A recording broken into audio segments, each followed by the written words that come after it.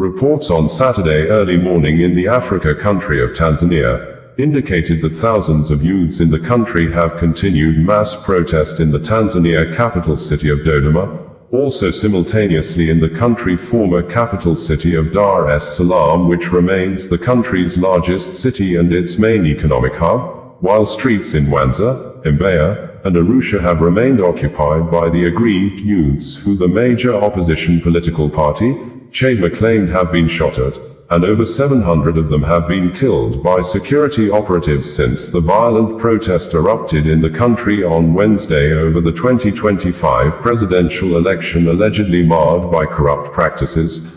But the Tanzania Foreign Ministry dismissed the claim, saying, the Tanzania government is not aware of any death recorded or any of the protesters killed, adding, the government has not used excessive force on the protesters. The United Nations UN Human Rights Office stated on Friday that it has a credible report of at least 10 deaths recorded as a result of killing of protesters by the Tanzania security forces, and information from border communities between Tanzania and Kenya indicated that, on Thursday, October 30th, in the afternoon, chaos broke out at the Namanga border checkpoint as Kenyan and Tanzanian youth threw stones at Tanzanian police, and the police responded with live ammunition and tear gas canisters, leading to a casualty of 2 people shot dead by police and 2 others, including a Kenyan police officer, were seriously injured. While violent protest continued across major cities in Tanzania,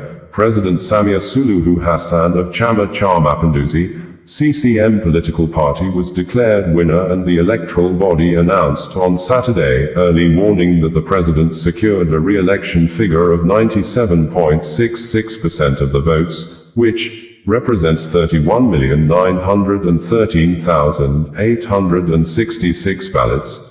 In the October 29, 2025 controversial presidential election boycotted by the country's main opposition political party, Chama, which the Chama political party did by not signing the Electoral Code of Conduct after the set deadline, and the Tanzania electoral body subsequently banned the Chama political party from participating in the general election and all by-elections till 2030, and this is in addition to the disqualifications of challengers like Tundu Lissu of Chadema political party, the main opposition leader who remains detained since April 2025, and other serious challenger, Luhaga Mpina of ACT-Wazalendo, was disqualified on technicalities.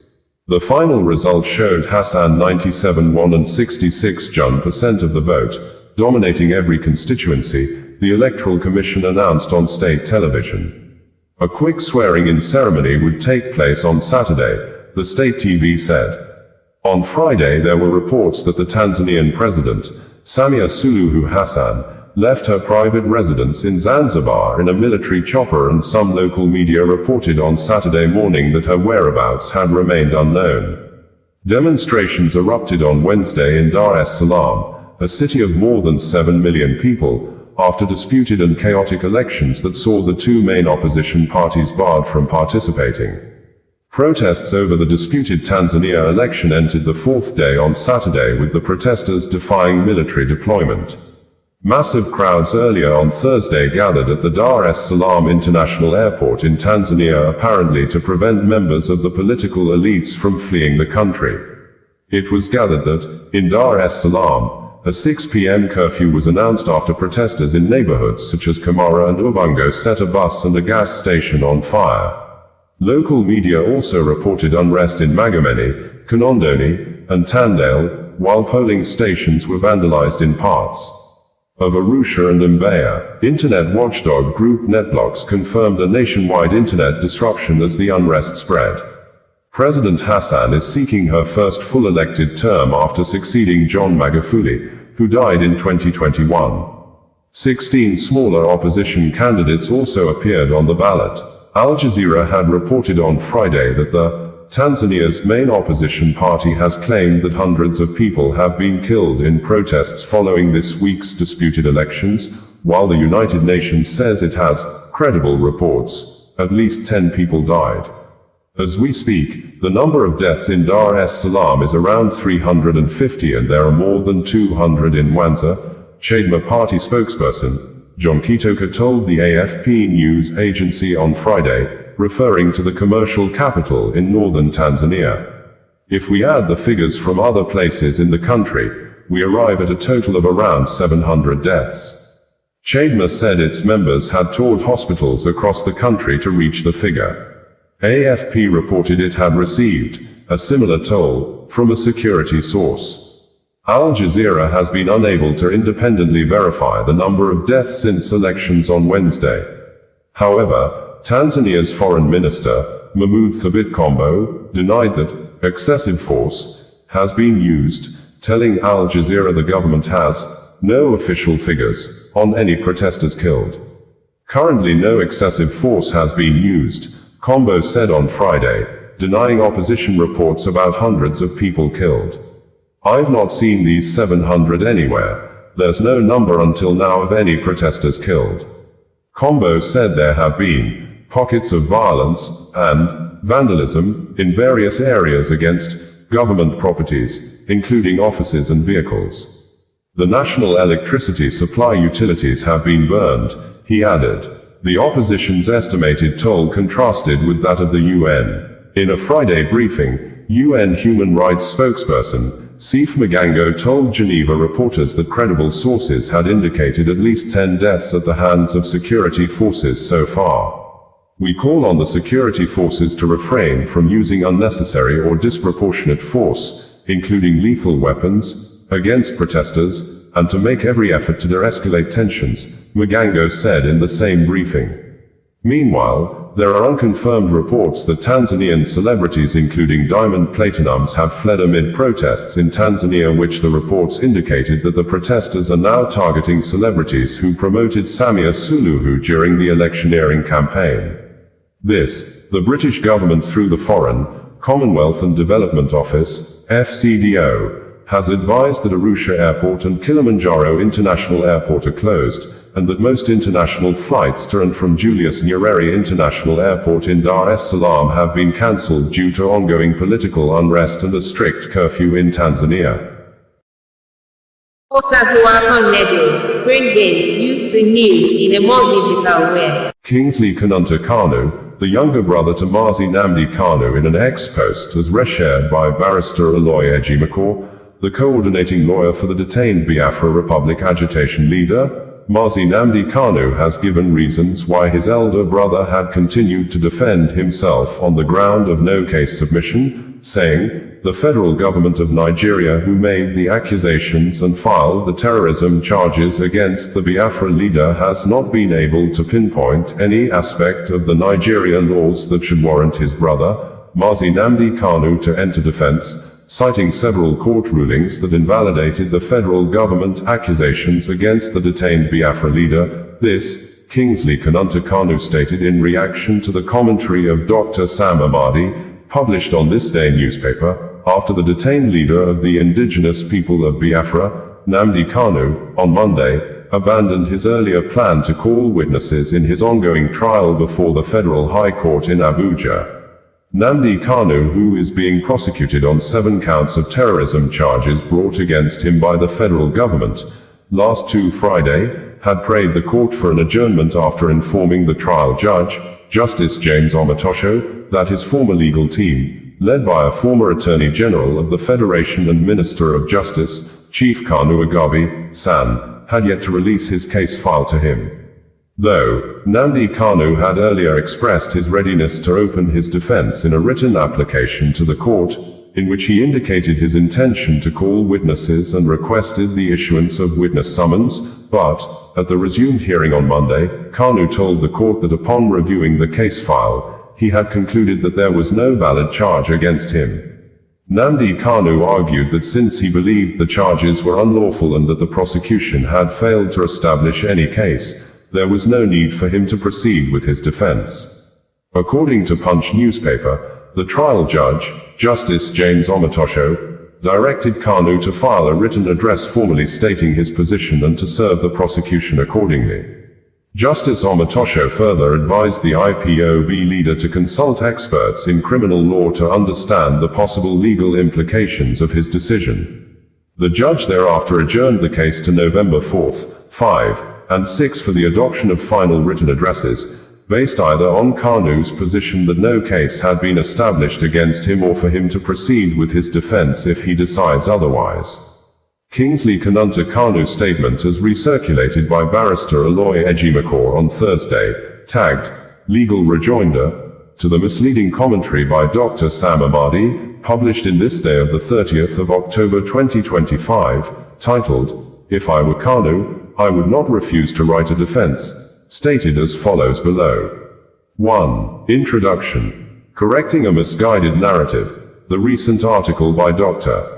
Sam Amadi in This Day at Thisdalev of the 30th of October 2025, suggesting that Mazi Namdi Kanu should write a defense instead of claiming he has no case, exemplifies how poorly informed commentary can distort constitutional discourse in Nigeria. While the piece parades itself as legal analysis, it fundamentally misstates the law and facts of Mazi Kanu's case. Kanu is not refusing to defend himself. He is asserting the obvious and unassailable fact that there exists no valid, cognizable charge known to Nigerian law for him to defend. That is not defiance, it is constitutional obedience. 2. The settled matter of rendition. A closed chapter. Contrary to Dr. Amadi's impression, the illegality of Kanu's abduction and extraordinary rendition from Kenya has been conclusively settled. It is not in contention and not on trial. The matter has been determined by the Court of Appeal, Paroludo Tanadafope Okagie, JCA, in FRN vs. Kanu, CA, ABJ, CR, 625 2020, which discharged Kanu on the 13th of October 2022 and declared his rendition unlawful. The United Nations Human Rights Council, UNHRC, July 2022, and the UN Special Rapporteur on Counterterrorism and Human Rights, March 2023, both confirming violations of international law. The Federal High Court, which recognized the illegality of the rendition, and the Supreme Court, for Emmanuel Ajim, JSC, who acknowledged that Kanu's abduction was a grave violation of international and domestic law. Therefore, to suggest that Kanu is hiding behind rendition is disingenuous. That issue is res judicata, finally and conclusively determined. 3. The crux of the matter. No charge known to law. Mazi Kanu's insistence that he has no case to answer rests squarely on Section 36(12) of the Constitution of the Federal Republic of Nigeria, 1999, as amended. A person shall not be convicted of a criminal offense unless that offense is defined and the penalty therefore is prescribed in a written law. The present charge, FHC, ABJ, CR, 383/2015, is built upon laws that have ceased to exist. Counts 1, 2, 5 and 8 are founded on the Terrorism Prevention Amendment Act 2013, repealed by Section 97 of the Terrorism Prevention and Prohibition Act 2022, TPPA 2022. Count 15, now 7, is founded on the Customs and Excise Management Act, CEMA, Cap C45 LFN 2004, repealed by Section 281(1) of the Nigeria Customs Service Act 2023, and counts 1, 2, 6.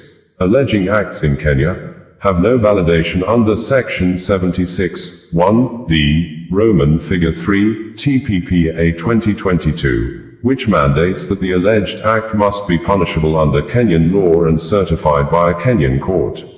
These are not technicalities, they are jurisdictional voids. A man cannot be tried for an offense that is not defined by an existing law. To insist otherwise is to drag the judiciary into constitutional heresy. 4. Constitutional supremacy and non-derogable immunity. When the Court of Appeal discharged Kanu on the 13th of October 2022, that discharge triggered the non-derogable constitutional immunity enshrined in Section 36(9).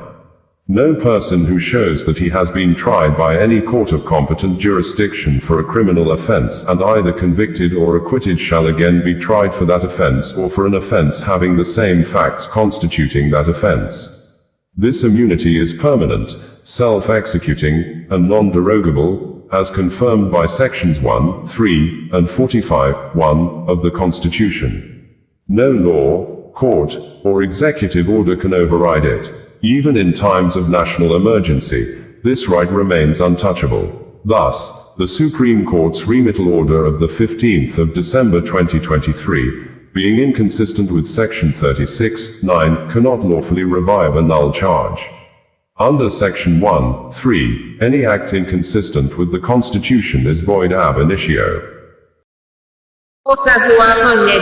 Bringing you the news in a more digital way. President Bola Ahmed Tinubu of Nigeria has issued a revised policy actions over the 2025 presidential pardons he had earlier granted to 175 persons, some of whom were convicted murderers, deadly kidnappers, which included Mariam Sanda, who had spent barely 6 years and 8 months at the Suleja Medium Security Custodial Center after she was convicted and sentenced to death by hanging over the killing of her husband, Bilyaminu Bello in Abuja, who she stabbed 3 times repeatedly. This, President Bola Ahmed Tinubu, in his earlier presidential pardon granted to the 37-years-old convicted and condemned murderer, Mariam Sanda, had asked her to go home free because of her children, but, following public outcry and condemnation, in the revised version of the presidential pardon signed into law on October 21, 2025 and made available to the public by the presidency on Wednesday, October 29, 2025,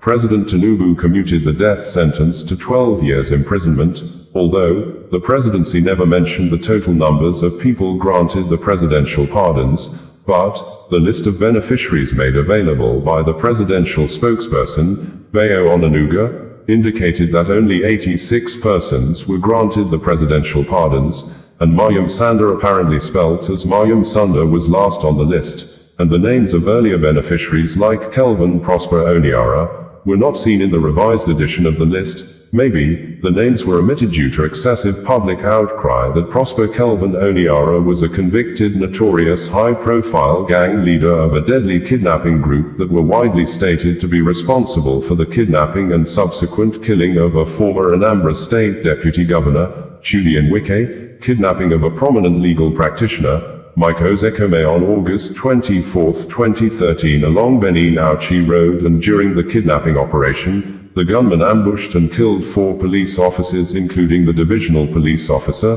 DPO of Ahor Division, who led the police team in an attempt to rescue Mike Ozekome. Outside that, the 44-years-old Oniara was also stated to be responsible for the kidnapping of a judge in the Edo State Judiciary, a top female official of the Federal Inland Revenue Service, FIRS, among other several members of the National Youth Service Corps, NYSC, and security agents. And Oniara was also stated to carry out several armed robberies and kidnap operations in Delta, Edo, Rivers and Anambra states, maintaining operational base and detention camps in Wari and Kokori community in Delta State, Ugbakolo community in Benue State, Benin City in Edo State, and Aba in Abia State. That on the 18th of September 2013, Oniara issued a 60-day ultimatum to the federal government of Nigeria to release some of his boys who were arrested by the Department of State Services, DSS, or he would wreak havoc on innocent Nigerian citizens. And, on the 25th of September 2013, a combined security team of the Nigerian Army and DSS operatives arrested Kelvin Prosper Oniara,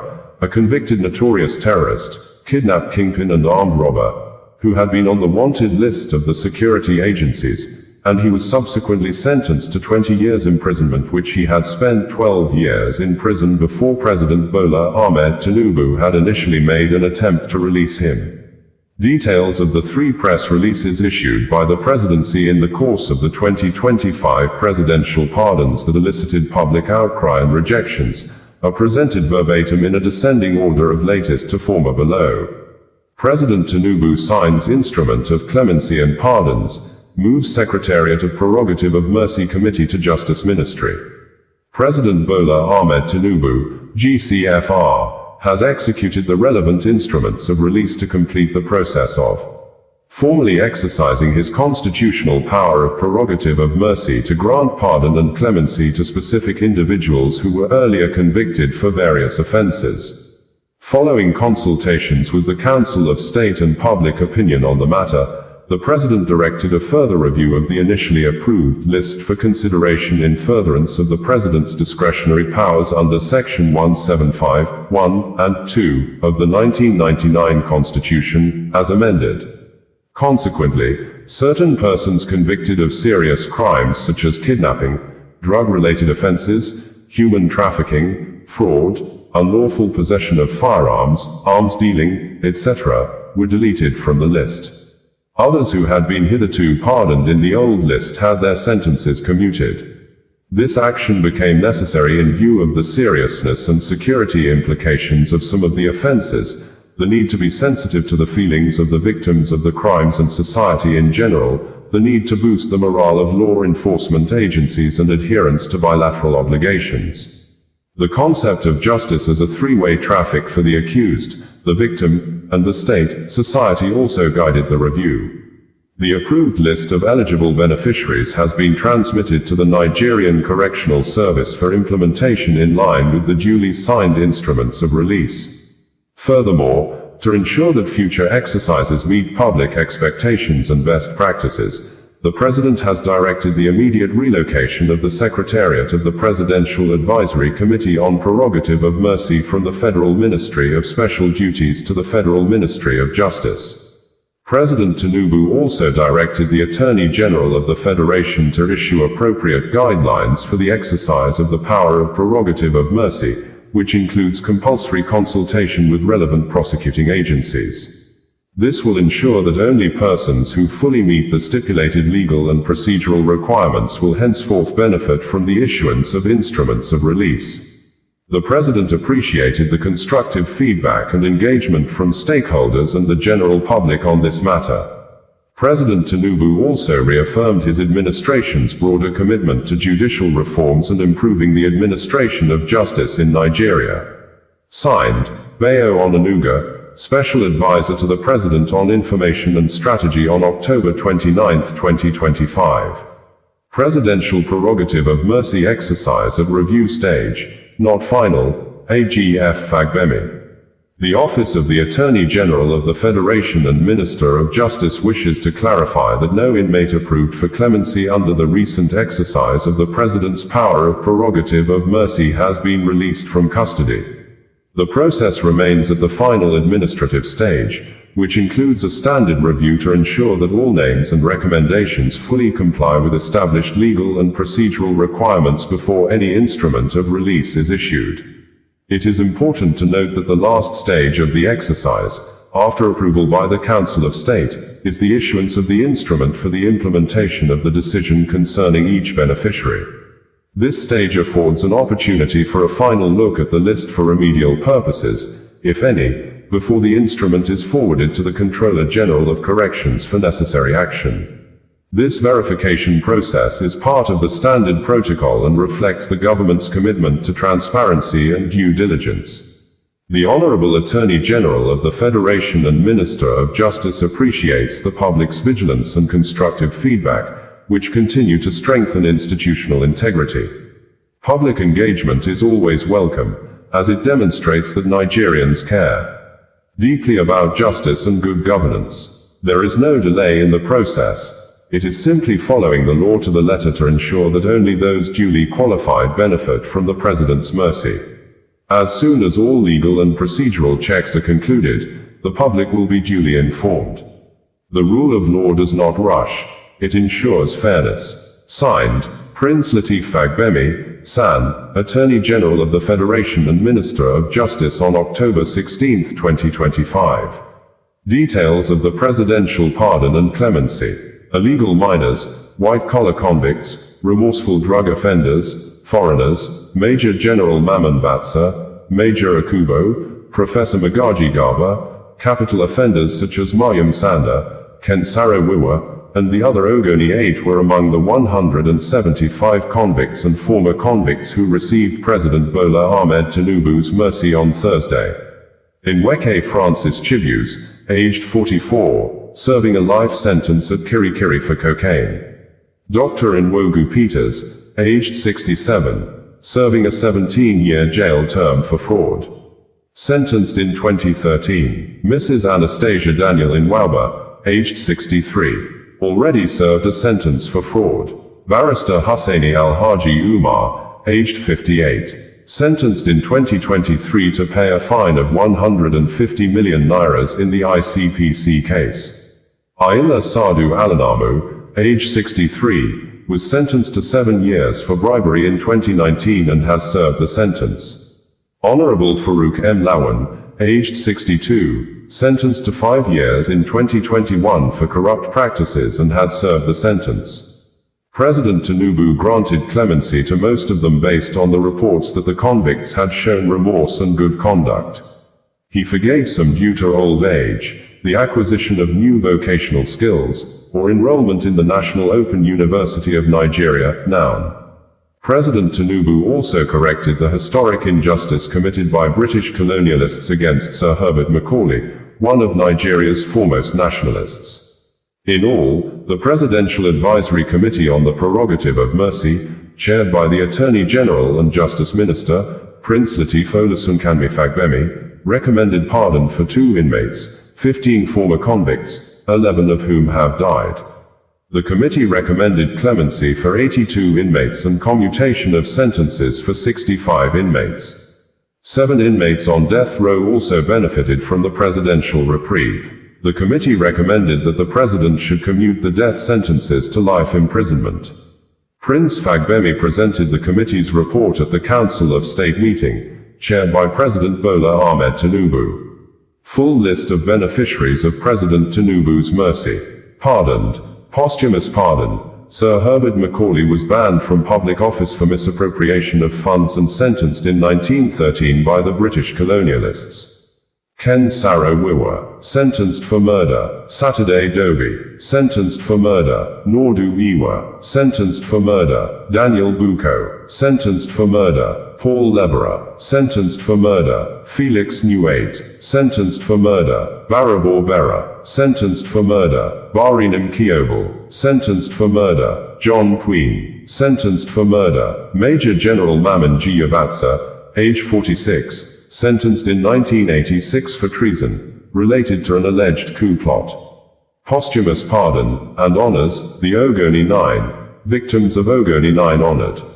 Chief Albert Beatty, Chief Edward Kobaru, Chief Samuel Oraj, Chief Theophilus Oraj. Presidential clemency. Most of the beneficiaries showed either remorse or learned vocational skills in jail. Ben Friday, aged 60, was sentenced to 3 years or 1.3 million nairas fine for marijuana in 2023. Aluagwu Lawrence, aged 47, sentenced for Indian hemp selling, 2015. Orok Michael Chibus, aged 21, sentenced to 5 years, cannabis sativa, in 2023. Kelvin Christopher Smith, aged 42, was sentenced to 4 years for importing cocaine in 2023. Azabuki Jeremiah Emeka, aged 31, sentenced in 2021 to 5 years or 3 million nairas fine for importing cocaine. Akinrene Akinwande Adabi, aged 47, sentenced in 2023 to 3 years for dealing in tramadol.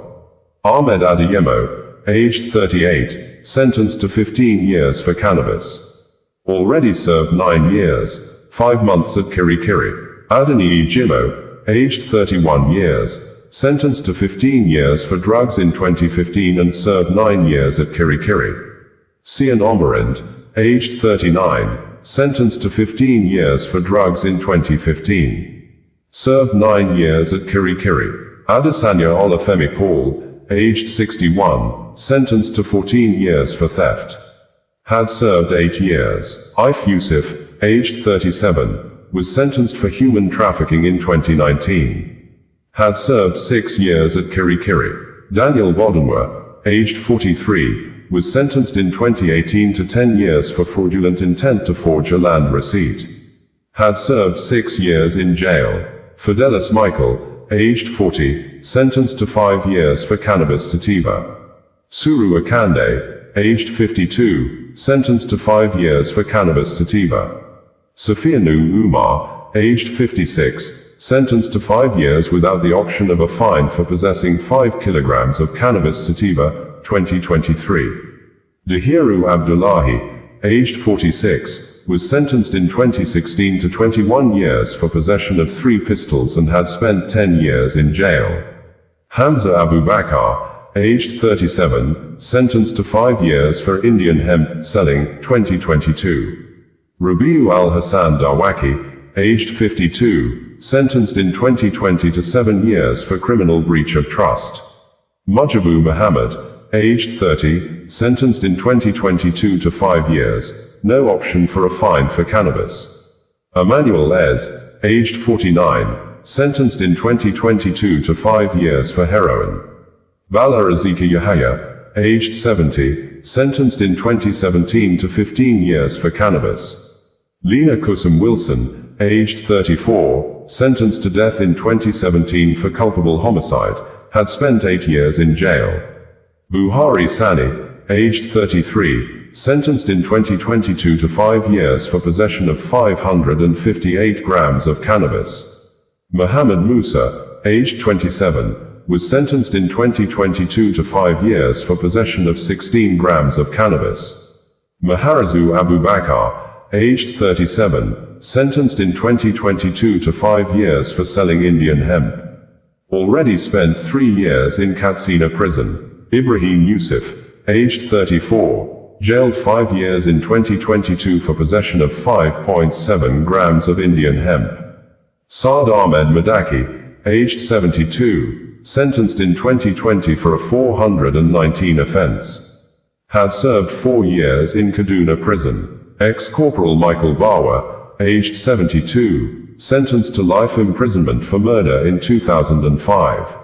Had spent 20 years in Kaduna prison. Richard Ayuba, aged 38, sentenced to 5 years in 2022 for Indian hemp.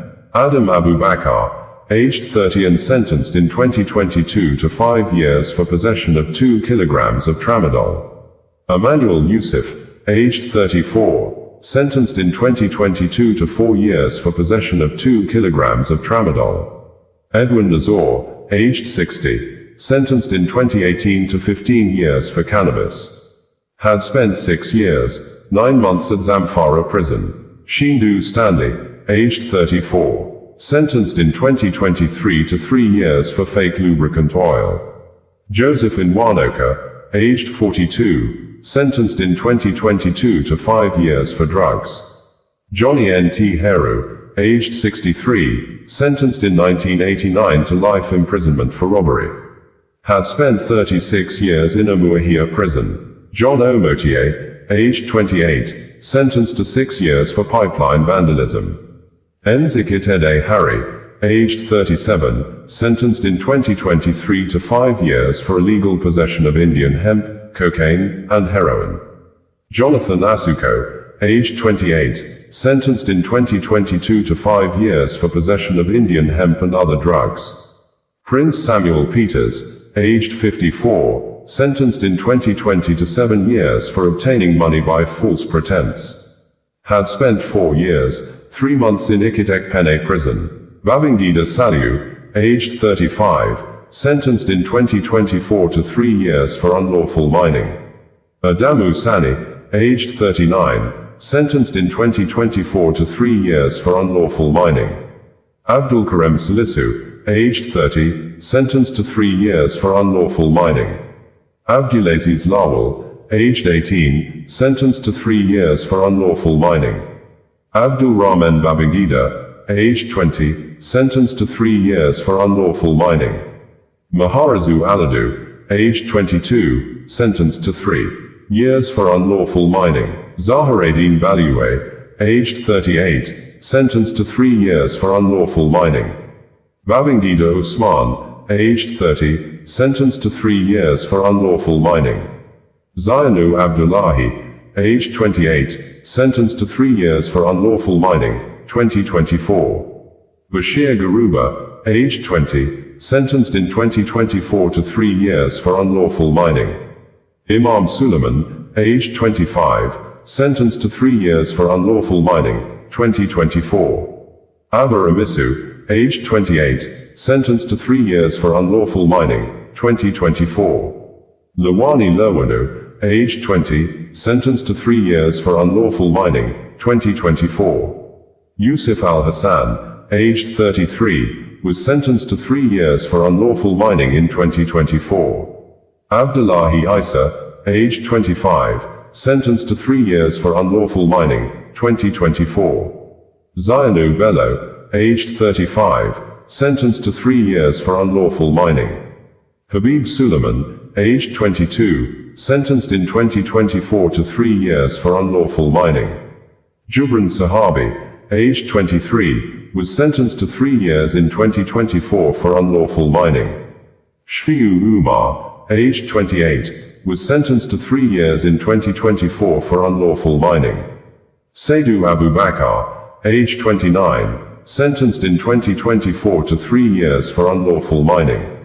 Haruna Abu Bakr, aged 24, was sentenced to 3 years in 2024 for unlawful mining. Rabiu Saidu, aged 26, sentenced in 2024 to 3 years for unlawful mining. Maha Kuru, aged 25, sentenced in 2024 to 3 years for unlawful mining. Zahraddin Aminu, aged 25 years, sentenced to 3 years for unlawful mining. Nazipi Musa, aged 25, sentenced to 3 years for unlawful mining in 2024. Abdullahi Musa, aged 30 and sentenced to 3 years in 2024 for unlawful mining. Habibu Safiu, aged 20 and sentenced to 3 years in 2024 for unlawful mining. Hassani Sani, aged 21 and sentenced to 3 years in 2024 for unlawful mining. Musa Lawali, aged 25 and sentenced to 3 years in 2024 for unlawful mining.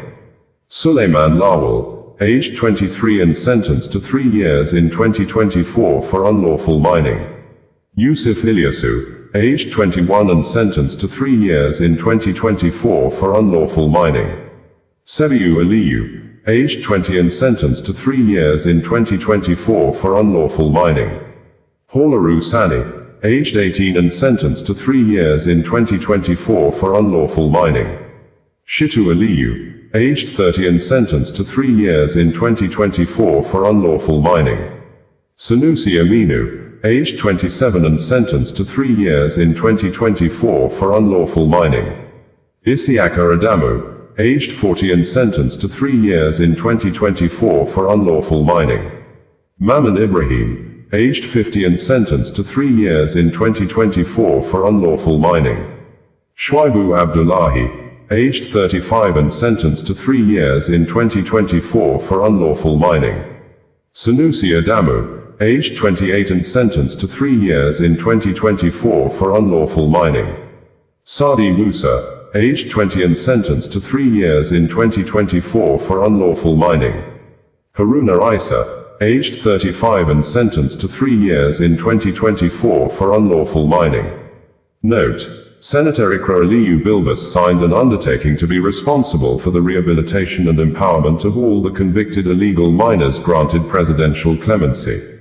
Abiodun Elamero, aged 43, sentenced to life imprisonment for cocaine hawking in 2014, had spent 10 years plus in Kirikiri. Mariam Sanda, aged 37, was sentenced to death in 2020 for culpable homicide and had spent 6 years, 8 months at Seleja Medium Security Custodial Center.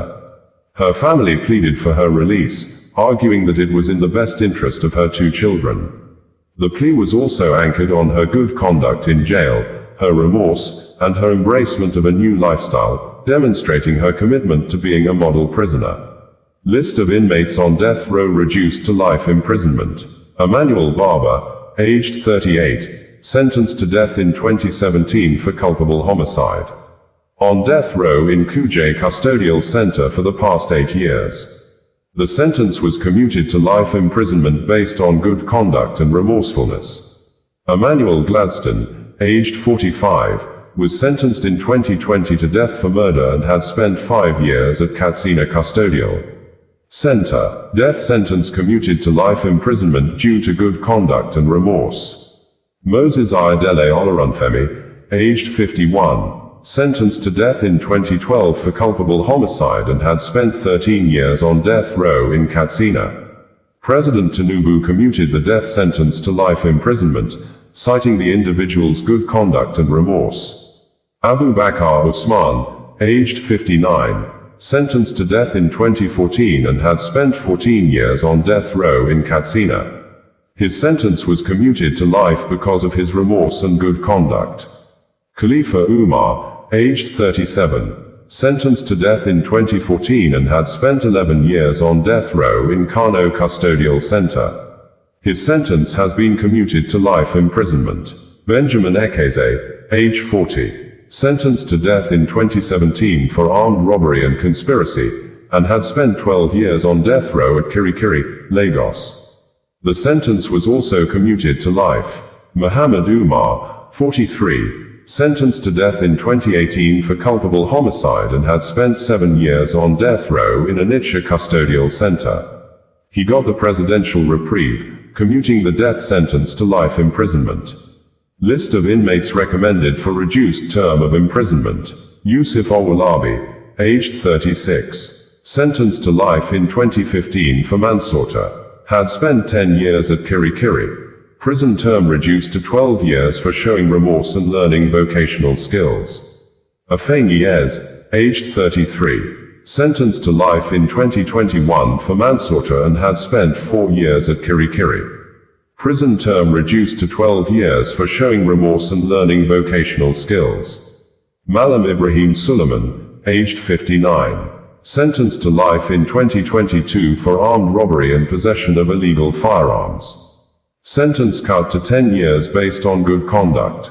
Shatima Maji Arfo, aged 54, sentenced in 2021 to 7 years for corrupt practices. Sentence reduced to 4 years, because of good conduct and ill health. Ajasma Benziga, aged 69 and sentenced in 2015 to 20 years for culpable homicide. Sentence reduced to 12 years, based on old age and ill health. Ifena Kenekukwu, aged 42, sentenced in 2015 to 20 years for drugs, cocaine import, and had spent close to 10 years in Kirikiri. Prison term reduced to 12 years based on remorse and the acquisition of vocational skills. MG Bike Matthew, aged 45, sentenced to 20 years in 2013 for the import of 3.10 kilograms. Following remorsefulness and the acquisition of vocational skills at Kirikiri, sentence reduced to 12 years. Patrick Mensah, aged 40, sentenced in 2015 to 17 years for drugs. Sentence reduced to 11 years. Obi Edwin Chukwu, aged 43 and sentenced in 2017 to 15 years for drugs.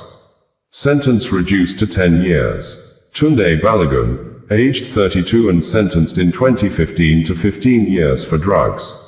Sentence reduced to 10 years. Lima Pereira Eric Diego, aged 27 and sentenced in 2017 to 15 years or a fine of 20 million nairas for drugs. Sentence reduced to 10 years. Uchegbu Emeka Michael, aged 37, sentenced in 2017 to 15 years or a fine of N20 million for drugs. Sentence reduced to 10 years. Salawu Adebayo Samsudeen, aged 46 and sentenced in 2016 to 15 years for drugs. Sentence reduced to 10 years. Napolo Osiri Amen, aged 61 and sentenced in 2022 to 15 years for 2 kilos of Indian hemp. The sentence was reduced to 7 years. Patricia Echo Igninovia, aged 61 and sentenced in 2023 to 7 years for trafficking in persons. Sentence reduced to 5 years. Odeyemi Omolaram, aged 65 and sentenced in 2017 to 25 years in prison for drug. The sentence was reduced to 12 years based on the defendant's remorsefulness and advanced age. Vera Daniela Falk, aged 29 and sentenced in 2020 to 10 years for trafficking in persons. Sentence reduced to 8 years. Gabriel Juliet Chadema, aged 32 and sentenced in 2022 to 6 years for drug, cocaine. Sentence reduced to 4 years. Diaz Santos Marcia Cristiana, aged 44 and sentenced in 2017 to 15 years for import of cocaine. Sentence reduced to 10 years. Al-Haji Ibrahim Hamid, aged 71 and sentenced in 2023 to 7 years for illegal property, obtaining property under false pretense. Sentence reduced to 5 years. Al-Haji Nasiru Agara Adinoyi, 65, was sentenced in 2023 to 14 years for obtaining property by false pretense. The sentence was reduced to 7 years. Chief Emeka Agbodike, aged 69, was sentenced in 2023 to 7 years for obtaining property by false pretense. Sentence reduced to 3 years. Isaac Justina, aged 40, sentenced in 2022 to 10 years for cannabis sativa and had spent 3 years in the Abeokuta Custodial Center. Sentence reduced to 4 years. Aishat Kahinde, aged 38 and sentenced in 2022 to 5 years for unlawful possession of cannabis. The prison term being served in Abeokuta has been reduced to 4 years.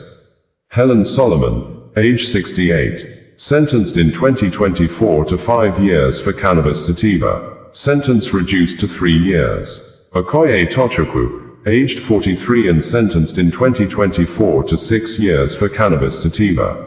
Sentence reduced to 3 years. Ugueze Paul, aged 38 and sentenced in 2024 to 6 years for cannabis sativa. Sentence reduced to 3 years. Mustafa Ahmed, aged 46 and sentenced in 2022 to 7 years without a fine option for criminal breach of trust. The sentence was reduced to 5 years. Abu Bakar Mammon, aged 38 and sentenced in 2020 to 10 years in Kebbi Custodial Center for possession of firearms. Sentence reduced to 7 years. Mohammed Bello Musa, aged 35, sentenced in 2020 to 10 years in Kebbi Custodial Center for illegal possession of firearms. Sentence reduced to 7 years. Namdi Annan, aged 67 and sentenced in 2010 to life imprisonment at Katsina Custodial Center for illegal dealing of arms. Sentence reduced to 20 years. ALH, Abu Bakar Tanko, aged 61, was sentenced in 2018 to 30 years at the Gusau Custodial Center for culpable homicide. Sentence reduced to 20 years. Chisholm Francis Wisdom, aged 30, sentenced in 2018 to 20 years in Amuahia Custodial Center for kidnapping. Sentence reduced to 12 years. Innocent Brown Idiong, aged 60, sentenced in 2020 to 10 years for possession of 700 grams of Indian hemp. Has already spent 4 years and 3 months at Ikitabasi Custodial Center. Jail term reduced to 6 years. Iniabong Amayan Intikidim, aged 46, was sentenced 2021 to 7 years in jail at the Uyo Custodial Center. Prison term reduced to 5 years. Ada Audu, aged 72, was sentenced in 2022 to 7 years in Kuje Custodial Center and had spent 2 years and 7 months in prison. Prison term reduced to 4 years because of old age. Bakar Adamu, aged 40 and sentenced to 20 years in 2019 for advance fee fraud. Prison term reduced to 9 years.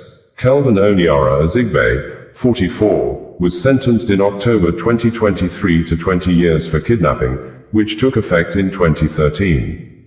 The sentence was reduced to 13 years for showing remorsefulness and attending the National Open University. Frank Azwekor, aged 42, sentenced in 2023 for kidnapping and jailed in Kuje Custodial Center for 20 years, and had spent 12 years behind bars from 2013. The sentence was reduced to 13 years, based on good conduct and attendance at the National Open University.